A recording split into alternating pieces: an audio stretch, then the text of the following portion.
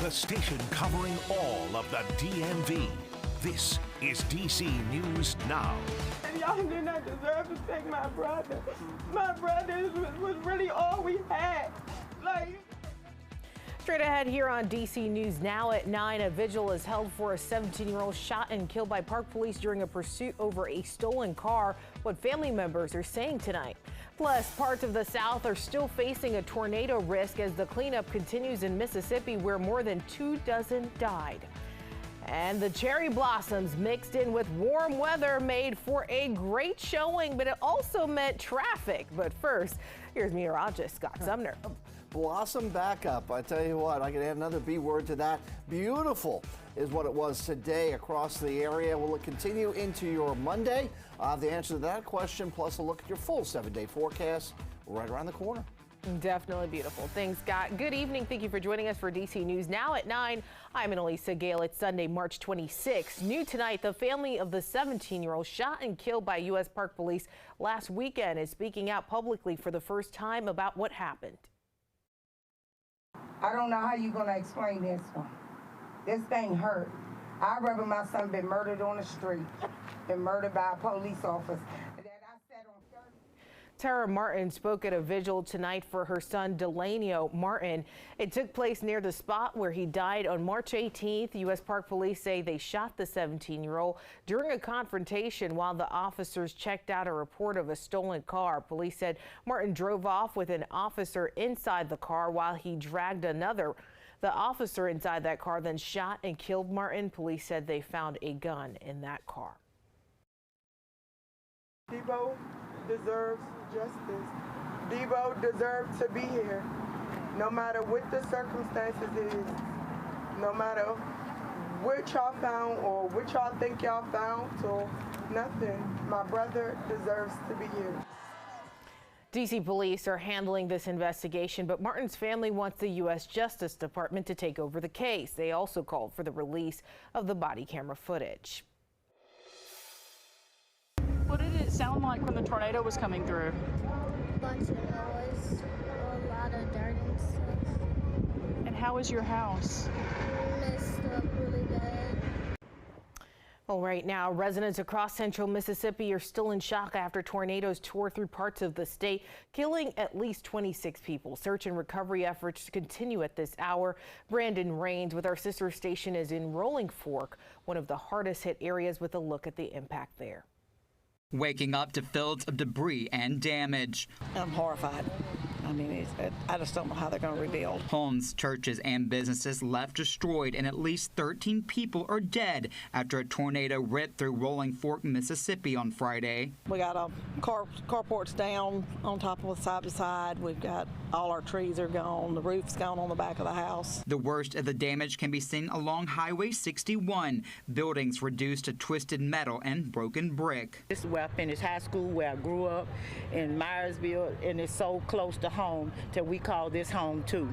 So y'all just pray for us. Although 12 News producer Jacoby Smith spent most of his summers in Rolling Fork, he says it's nearly unrecognizable. It's heartbreaking to see because we're just trying to piece together what was what in this small town. With so much destruction, leaders from nearby cities as well as state officials are coming together to help Rolling Fork during their time of need.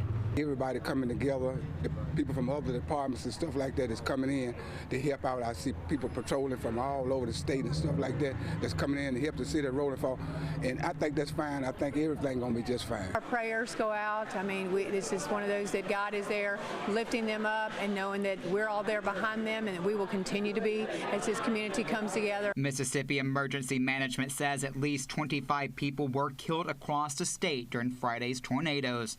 Reporting in Rolling Fork, Brandon Rains, 12 News. New this evening, a man has been injured in a shooting on Dumfries Road in Prince William County. Police reported that shooting just before 6:30 p.m. The victim's condition is unknown at this time. Few details have been released. Also developing this evening in Montgomery County, police have now identified a pedestrian hit and killed early Saturday morning just before 2 a.m. in Silver Spring. He has been identified as 40-year-old Zelalem Ademo. Police say he was hit by a Jeep and a Lexus while walking on Columbia Pike near Hillwood Drive. The driver of the Lexus remained on the scene while the driver of the Jeep later reported the accident at a police station hours later. Right now, that investigation continues. And in Prince George's County, police are also investigating a deadly crash involving a pedestrian. They responded just before 1 o'clock this morning to Annapolis Road. That's where officers found a man who was hit and killed. He has not been identified. The driver is cooperating with police as that investigation continues.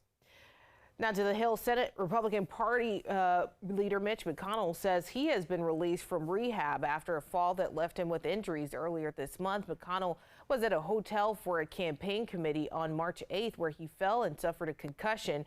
He was moved from the hospital to physical therapy on the 13th. He is now resting at home before returning to Capitol Hill. Also covering the district, the mayor has unveiled her new budget proposal for fiscal year 2024. That proposal launches a 70-day process that involves hearings on different elements of the budget before a final vote at the end of May. Mayor Bowser's proposal amounts to $19.7 billion. In a statement, she says in part that the investments from that money will sustain the district's comeback by helping residents, neighborhoods, and businesses. The mayor says that downtown has still not returned to pre-pandemic levels, and vacant office spaces have doubled since the pandemic began. But she says the area is forever changed, and the city must now learn how to convert those spaces to best fit the city going forward. Now, the mayor's office is also looking to spend more than $99 million in new investments to grow small businesses, fund improvements at Farragut Square, buy commercial property, and bring a full-service grocery to the East Capitol Gateway, among other things. And right now, people in the district could soon have fewer options for getting around town as a result of one of the mayor's proposals in that budget. She wants to cut the number of circulator routes in half. Our Marielle Carbone has reaction from commuters. George Gaston says he's a frequent rider on DC circulator buses. Every other day, in some capacity. So to hear the number of routes could be cut in half is overwhelming. I think it's downright reprehensible to do that. Right now, the circulator operates these 6 routes, but those could reduce to just 3, with Roslyn to DuPont Circle, Eastern Market to L'Enfant Plaza, and Woodley Park to McPherson Square Metro, all on the chopping block. Look very closely at our costs for the DC circulator, the ridership. Mayor Muriel Bowser is recommending shrinking the program as a cost-cutting measure in the upcoming 2024 budget. District administration says the cost to upkeep or expand the service, which would need to include bus electrification, isn't worth the investment. Keeping the 6 routes, expanding it, which had been a discussion as well, would have required us to add substantial amounts to our recurring budget. And we also would have had to put over $100 million into the capital budget. Plus, Donahue says WMATA bus routes are more popular. Many of the routes have relatively low ridership compared to WMATA bus routes. Because the routes are limited, I think it served the exact purpose of a cheap plan that's not going all over town. Gaston believes reducing the routes is a big mistake. This bus will take people within walking distance of the zoo. So you would deprive all these people that come in town, and I mean, like Easter coming, people flock to the zoo like nobody's business. Again, that was Marielle Carbone reporting there. Again, this is just a proposal at this point. And coming up next month, the Frederick County Public School System is seeing public input as they try to balance the size of classrooms in the Crestwood area. Specifically, FCPS wants to balance enrollment in 5 middle schools. They are currently considering adding 318 seats to Crestwood Middle School. New attendance boundaries are set to go into effect at the beginning of the 2024-2025 school year. The study will be completed in September, which the school district says will allow time for implementation and preparation for staffing changes in the new school year, as well as updates to some bus routes. A public input meeting is scheduled for Monday, April 3rd at 6:30 p.m. at Crestwood Middle School. Well, if you were driving around the Tidal Basin today, we hope you packed your patience as massive crowds showed up to see the cherry blossoms on this beautiful day. An endless sea of cars crawled along Independence Avenue as people slowly made their way to visit those trees. It got so crowded that the National Park Service closed off Ohio Drive through East Potomac Park, as some people waited for at least 2 hours in traffic. Many others took Metro as recommended by city officials. We just love the blossoms, and it's only once a year, so it's very special for us. And before they go, we wanted to get a quick glimpse, so thank you.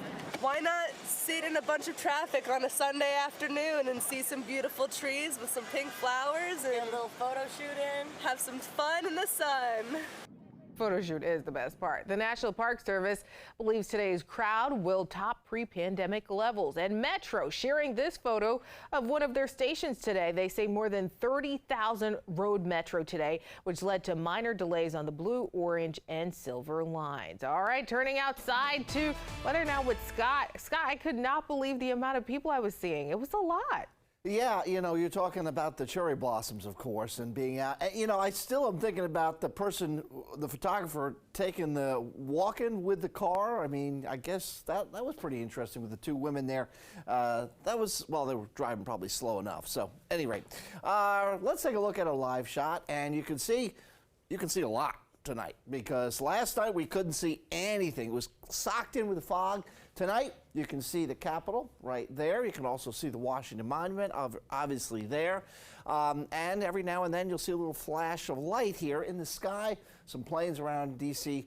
Reagan National Airport there, moving in and out of the airport. So pretty cool stuff. I like that. And we have clear skies, like I said, across our viewing area. But my eyes are focused off to the west and what's happening across Chicago and moving in towards Indianapolis, because that is truly our next weather maker that arrives tomorrow. We're not looking at severe weather, but we are looking at some rain coming back to the picture.